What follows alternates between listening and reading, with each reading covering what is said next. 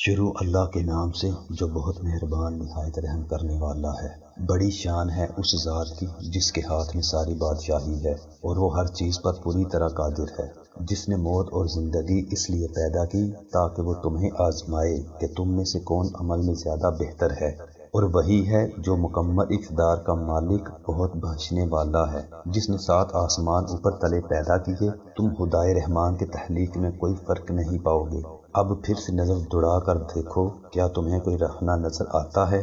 پھر بار بار نظر دوڑاؤ، نتیجہ یہی ہوگا کہ نظر تھک ہار کر تمہارے پاس نامراد لوٹ آئے گی۔ اور ہم نے قریب والے آسمان کو روشن چراغوں سے سجا رکھا ہے اور ان کو شیطانوں پر پتھر برسانے کا ذریعہ بھی بنایا ہے، اور ان کے لیے دہکتی آگ کا عذاب تیار کر رکھا ہے۔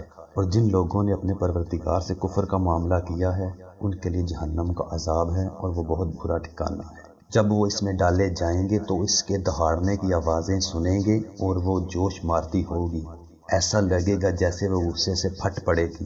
جب بھی اس میں کافروں کا کوئی گروہ پھینکا جائے گا تو اس کے محافظ ان سے پوچھیں گے، کیا تمہارے پاس کوئی خبردار کرنے والا نہیں آیا تھا؟ وہ کہیں گے، ہاں بے شک ہمارے پاس خبردار کرنے والا آیا تھا، مگر ہم نے اسے جھٹلا دیا اور کہا کہ اللہ نے کچھ نازل نہیں کیا۔ تمہاری حقیقت اس کے سوا کچھ نہیں کہ تم بڑی باری گمراہی میں پڑے ہوئے ہو۔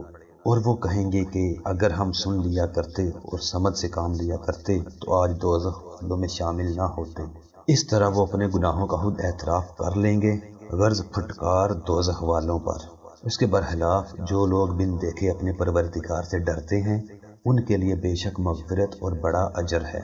اور تم اپنی بات چھپا کر کرو یا زور سے کرو، سب اس کے علم میں ہے، کیونکہ وہ دلوں تک کی باتوں کا پورا علم رکھنے والا ہے۔ بھلا جس نے پیدا کیا وہی نہ جانے، جبکہ وہ بہت باریک بین مکمل طور پر باخبر ہے۔ وہی ہے جس نے تمہارے لیے زمین کو رام کر دیا ہے، لہذا تم اس کے مونڈوں پر چلو پھرو اور اس کا رزق کھاؤ، اور اسی کے پاس دوبارہ زندہ ہو کر جانا ہے۔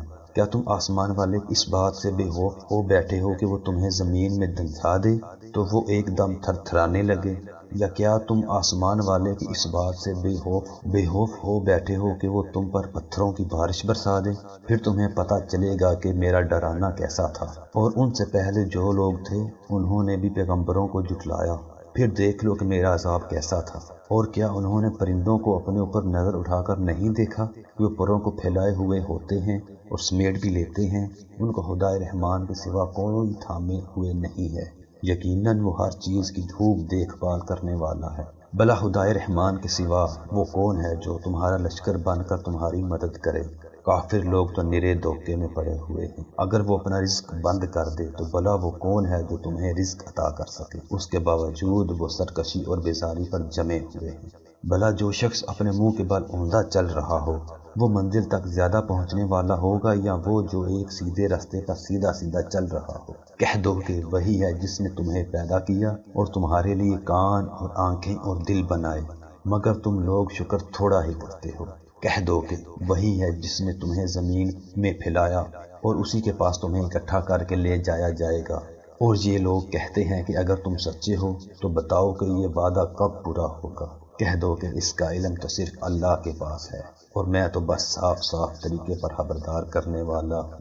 پھر جب وہ اس قیامت کے عذاب کو پاس آتا دیکھ لیں گے تو کافروں کے چہرے بگڑ جائیں گے اور کہا جائے گا کہ یہ ہے وہ چیز جو تم مانگا کرتے تھے۔ اے پیغمبر ان سے کہو کہ ذرا یہ بتلاؤ کہ چاہے اللہ مجھے اور میرے ساتھیوں کو ہلاک کر دے یا ہم پر رحم فرما دے، دونوں صورتوں میں کافروں کو دردناک عذاب سے کون بچائے گا؟ کہہ دو کہ وہ رحمان ہے، ہم اس پر ایمان لائے ہیں اور اسی پر ہم نے بھروسہ کیا ہے، چنانچہ ان قریب تمہیں پتہ چل جائے گا کہ کون ہے جو کھلی گمراہی میں مبتلا ہے۔ کہہ دو کہ ذرا یہ بتلاؤ کہ اگر کسی صبح تمہارا پانی نیچے کو اتر کر غائب ہو جائے تو کون ہے جو تمہیں چشمے سے ابلتا ہوا پانی لا کر دے دے؟